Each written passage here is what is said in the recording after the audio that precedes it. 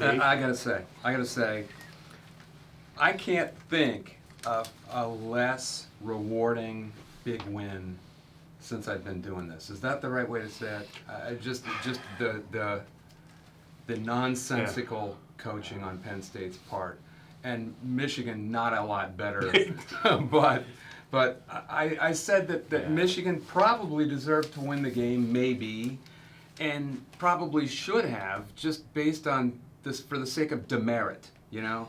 That's how badly Penn State mismanaged a big lead and almost blew it.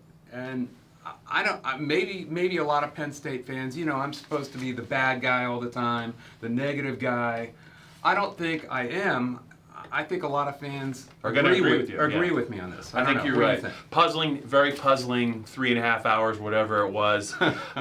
If you would have told me that Penn State would have been up 2 days ago, 21-0 in the second quarter, you're gonna kill that. I would have said this is a boat race, and they're going to run it up on Michigan.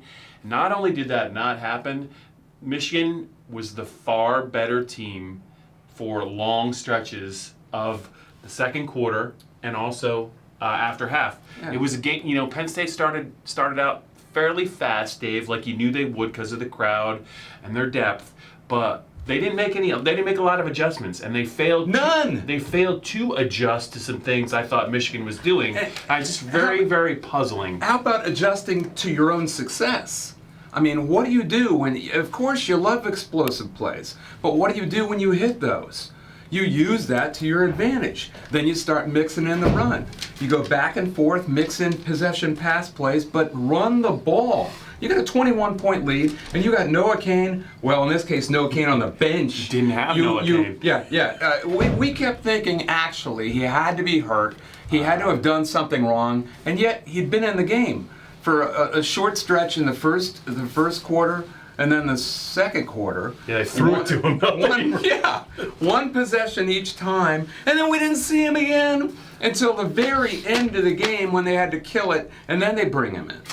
I hate to put it in very simple terms, but I think that James Franklin's stubborn streak with regard to being told to play Noah Cain is bothering him a little bit, and I think he's gone out of his way to accommodate all four running backs. There's only one running back that really fits this offense when it comes to balance. Because we're not the only ones saying this. You know, pretty much everyone's saying it. It's not like we're smarter than everybody else. It's pretty obvious. But that's how you manage a lead. I mean, they're not the kind of team that is going to be able to freight train people. Their offense really isn't that good. So, you know, this should have been a 35-14 game, don't you agree? I do. And if they brought in Cain, mixed short passes with runs, played possession football, they would have been. Yes, and I would say that the game, Dave, reminded me just a little bit of the Pittsburgh game because Penn State did get some big plays early. They left some other big plays out there. Clifford missed Hamler for a possible touchdown in the second half, missed Frymuth on a third down pass. And when you're playing against a ball-controlled team and you come off the field like a 3-and-out, it's a big deal. 82 snaps for the Wolverines. And 54 for Penn State. And they ran the ball as the game went on this run defense that had been so good. And Penn State still had to come up with a goal line stand. And then they were fortunate to have one of the most electric players in college football, or else they'd lose the game. KJ Hamler, I think, was the difference in the game. When you talk about the passing game and the third down final run. meaningful carry. Yeah, and he stuck his nose up in there and got 3 tough yards and knocked over a safety who outweighed him by 42 pounds. I looked it up. Let's give the defense credit because they played their asses off. Hard as they could. They were exhausted after that play discrepancy. They had to defend 28 more snaps than Penn State did. Yeah. And Micah Parsons.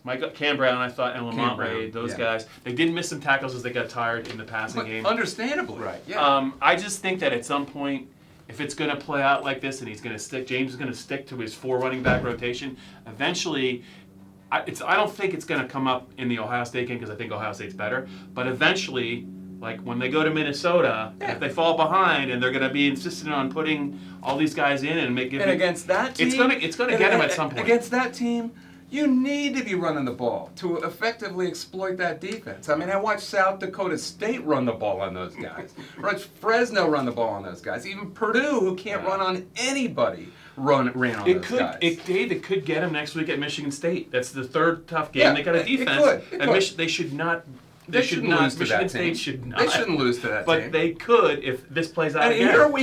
here we are talking like Homer fanboy, I know. bloggers. And we're not. And it hurts. We're not. It hurts to do this. It hurts me a But little bit. it's just bad football. It's bad game management, and that's all there is to it. Yeah. So you really got to give credit to the Penn State defense because they were up against it. They had to beat Michigan, beat their coaching staff, beat the world, and they did.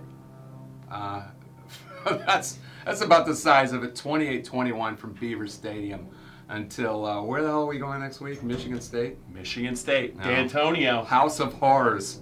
I'm waiting on a lightning delay until Spartan Stadium next week. Adios.